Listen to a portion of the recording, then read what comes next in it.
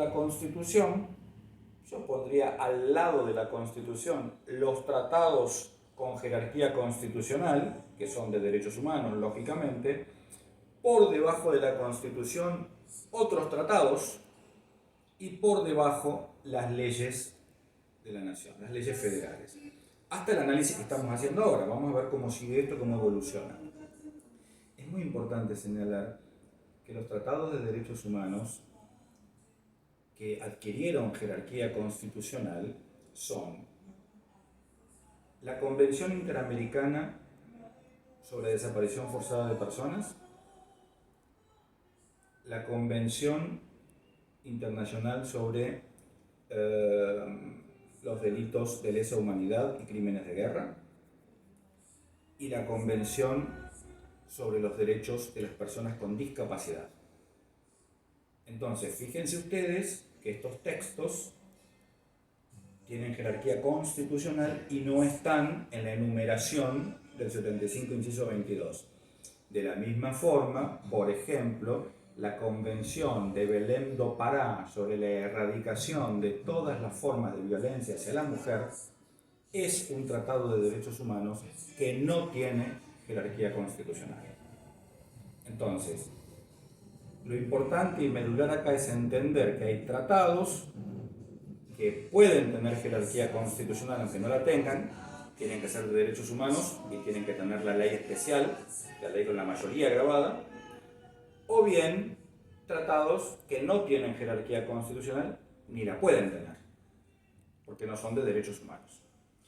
Entonces, cuando seguimos analizando la cuestión, vamos inmediatamente al artículo 75, inciso 24, y nos vamos a encontrar con los tratados de integración.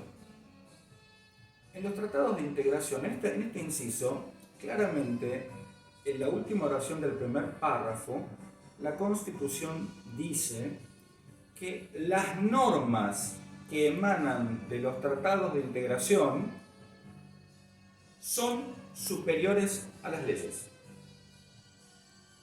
Esto es mandato constitucional, quiere decir que entonces la jerarquía constitucional me queda conformada de esta manera.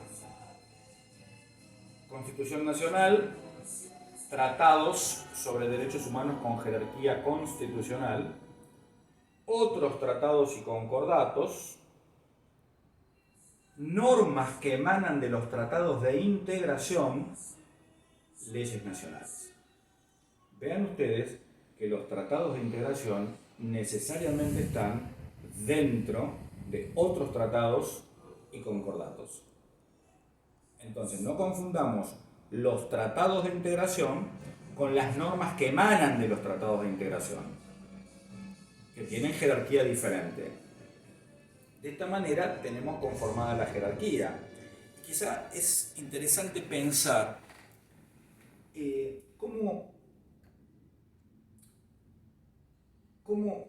cómo se trabaja en el ámbito del derecho interno la aprobación de los tratados.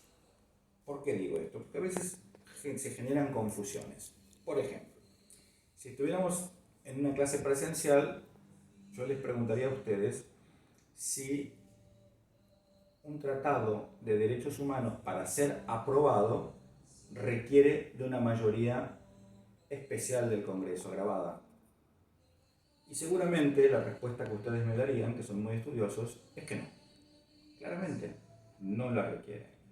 La ley de aprobación de un tratado, cuidado acá, de un tratado de derechos humanos estoy hablando, es una mayoría simple. La Constitución no establece una mayoría especial para la aprobación. Sí establece una mayoría especial para la aprobación de los tratados de integración, pero no para la aprobación de los tratados de derechos humanos. Quiere decir que desde esta mirada podemos pensar que los tratados podemos clasificarlos, si tenemos ganas de entrar a clasificar, por un lado, por las mayorías necesarias para su aprobación. Con mayoría simple se aprueban todos los tratados. Esa es la regla, salvo los tratados de integración que requieren de una mayoría grabada.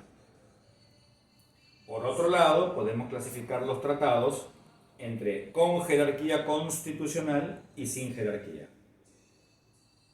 Los que pueden tener jerarquía constitucional son los tratados sobre derechos humanos.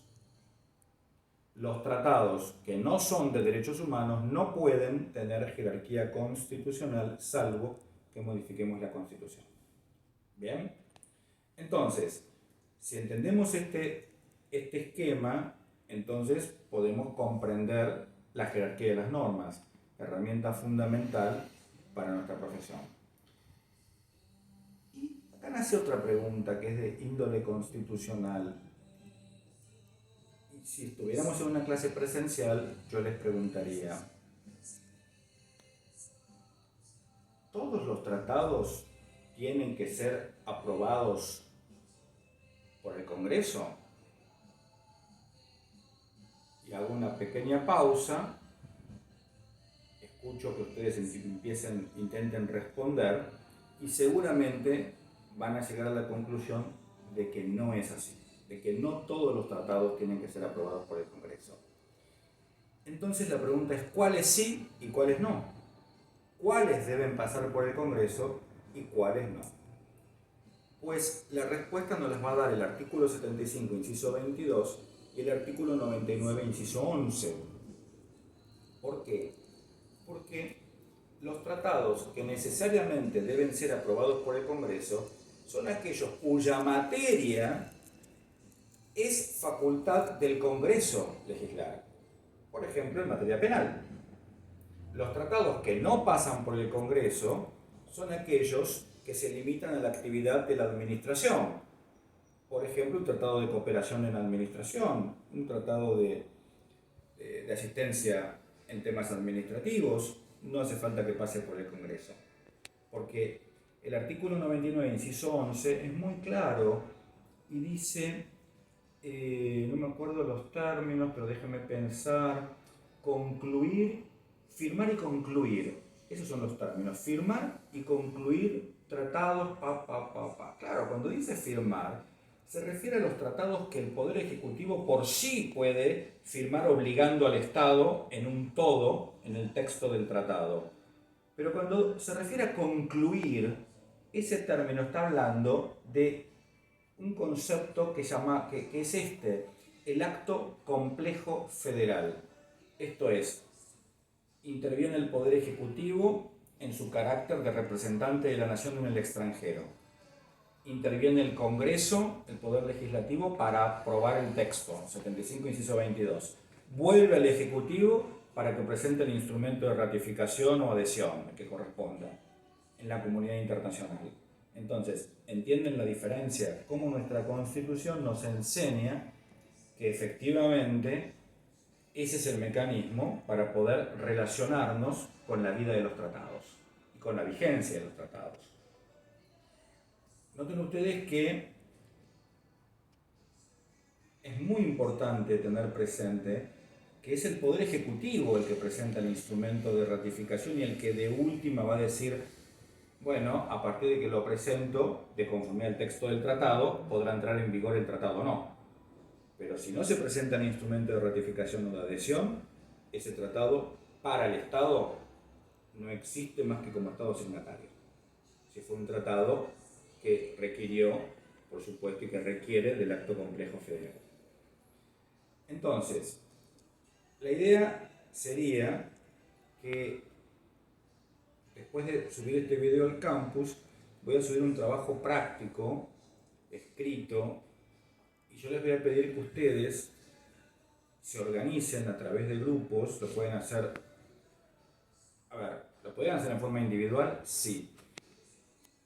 La realidad es que a mí, como corrector, no me conviene. Yo preferiría que se hagan en grupos para darles una adecuada lectura y corregirlos, como hacemos siempre, pues se corrigen todos los trabajos que pedimos a los alumnos. En consecuencia, los trabajos van a ser así, sin perjuicio de que se escriba o no. Se va a analizar, un grupo va a analizar el caso Industrias Químicas Merck, el otro grupo va a analizar el caso ESO, otro grupo el caso Martín S.A., otro grupo el caso Jáuregui, otro grupo, el caso Ekmedjian con Sofovich. La idea es relato de los hechos y el derecho invocado, el derecho aplicado, mejor dicho, y la solución a la que se arribó. Yo les pido que este trabajo lo hagan por escrito, lo mandemos por WhatsApp si quieren, por el grupo que tenemos, o lo mandamos al mail. Después Marcelo le voy a pedir que se encargue de eso. Y la idea sería que para el próximo martes esté hecho.